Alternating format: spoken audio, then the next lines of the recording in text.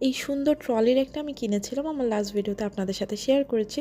So আজকে দেখাবো এই ট্রলির একটাতে আমি কিভাবে আমার মেয়ের রেগুলার এসেনশিয়ালসগুলো অর্গানাইজ করি। ফার্স্টে আমি একটা ঝুড়ির মধ্যে ওর কিছু ডাইপার রাখি, একটা সাইডে আমি ওর কিছু মেডিসিনসও আলাদা রেখেছি। এই ঝুড়িটা মেনলি আমি ওর ডাইপারের জন্য ইউজ করি। তারপর নিচে আরেকটা ঝুড়ি নিয়ে নিয়েছে যেখানে আমি ওর টিকা কার্ডগুলো আর ওর সব হেডব্যান্ডগুলো রাখি।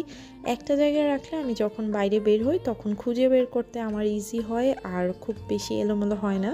আমি যখনই ইহার কোনো ভিডিও দিই আপনারা আমাকে ওর হেডব্যান্ড নিয়ে অনেক কোয়ারিজ করেন। ওর ম্যাক্সিমাম হেডব্যান্ড আমার দারাজ থেকে কেনা আর বাকি সব গিফটের।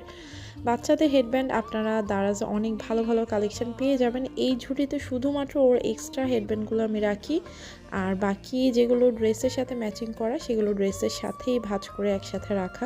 তারপর এই সাইডের জায়গাটাতে আমি ওর প্যাসিফায়ার, হেয়ার ব্রাশ, চিরুনি, নীল কাটার, টিতার আর ওর যেই টাং ক্লিনিং ব্রাশ সেট আছে এই কয়েকটা জিনিস রাখলাম। দেন একটা জুতার বক্সে ওর সব জুতাগুলো আমি একসাথে করে রাখলাম। তারপর এখানে কিছু ছোট ছোট বাচ্চাদের বই ছিল, ওর মামুনি দিয়েছে, এগুলো ও হাতে নিয়ে খেলে, প্লাস আমি ওকে প্রতিদিন একটু দেখাই, প্রতিদিনই লাগে, তাই এগুলো এখানে রাখলাম।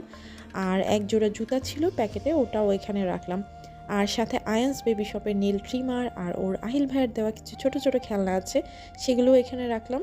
খেলনাগুলো দিয়ে এখনও হাতে ধরে খেলতে পারে, তাই এগুলো প্রতিদিনই টুকটাক লাগে। তারপর কিছু রেগুলার ইউজের কাঁথা আর কিছু ছোট ছোট রুমাল যেগুলো একদম প্রতিদিনই ওর শাওয়ারের সময় লাগে। এই তাকটাতে সব শাওয়ারের সময় লাগে এই রকম জিনিসগুলো আমি রাখছি। ওর lotion, cream, body wash, oil, powder, cotton bar সব কিছু এখানে রেখে দিলাম। এই প্রত্যেকটাই ওর এভরিডে ইউজ করা হয়। আর যেহেতু এটা ট্রলি র্যাক, তাই আমার যখন প্রয়োজন আমি এটা বেডের একদম কাছে নিয়ে যেটা দরকার ইউজ করতে পারি, আবার কাজ শেষে জায়গা মতো রেখে দিতে পারি। তারপর আমি একদম উপরের তাকটাতে প্রথমে ওর ওয়েট ওয়াইপসটা রেখেছিলাম, কিন্তু পরে মনে হলো যে না, এখানে একটা ফ্লাওয়ার বাস রাখি। আর ওয়েট টিস্যুটা আমি নিচে রেখেছি। আর সাইডের দুইটা নট ছিল, একটাতে আমি ওর শাওয়ারের যে মগটা আছে সেটা রেখেছি, আর আরেকটাতে ওর হেয়ার ব্যান্ডের সেট আর মৌজার সেটগুলো ঝুলিয়ে রেখেছি।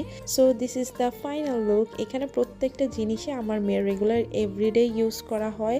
একসাথে এইভাবে রাখার কারণে আমার অনেকটা ইজি হয়ে গেছে আর দেখতেও ভালো লাগছে। আপনাদের কাছে কেমন লেগেছে কমেন্ট করে কিন্তু অবশ্যই জানাবেন।